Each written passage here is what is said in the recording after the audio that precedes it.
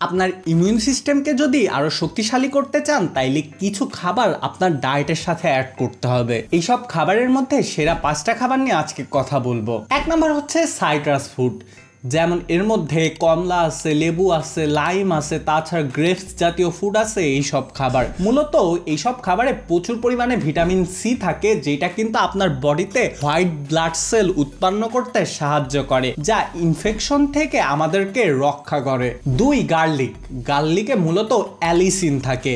Allicin কিন্তু আমাদের immune system boost করতে সাহায্য করে। তাছাড়া গার্লিক কিন্তু অনেক রকমের ইনফেকশন এবং ব্যাকটেরিয়া থেকে আমাদের বডিকে রক্ষা করতে অনেক আগে থেকেই সুপরিচিত। 3 নাম্বার জিঞ্জারে মূলত জিঞ্জেরল থাকে। জিঞ্জেরল মূলত একটা অ্যান্টি ইনফ্লেমেটরি এবং অ্যান্টি অক্সিডেন্ট প্রোডাক্ট।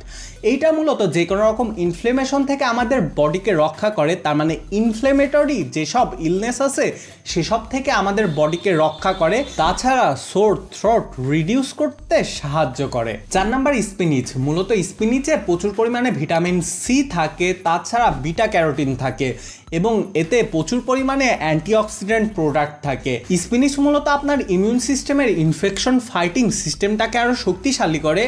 আপনার স্পিনিচের পুরা যেই তার মানে শক্তিটা পাওয়ার জন্যে বা পুরা ভিটামিনটা পাওয়ার জন্যে এটাকে খুবই হালকা সিদ্ধ করে খাইতে হবে। 5 নাম্বার ইয়োগার্টে মূলত প্রচুর পরিমাণে প্রোবায়োটিক্স থাকে, যেটা কিন্তু আপনার ইমিউন সিস্টেম শক্তিশালী করতে সাহায্য করে।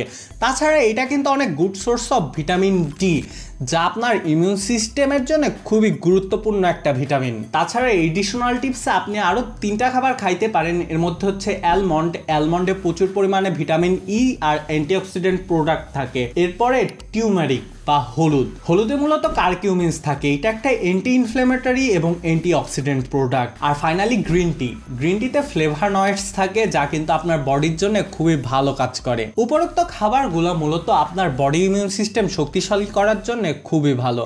আমার আজকের ভিডিও পর্যন্তই, দেখা হবে পরের কোনো ভিডিওতে। টাটা, আল্লাহ হাফেজ।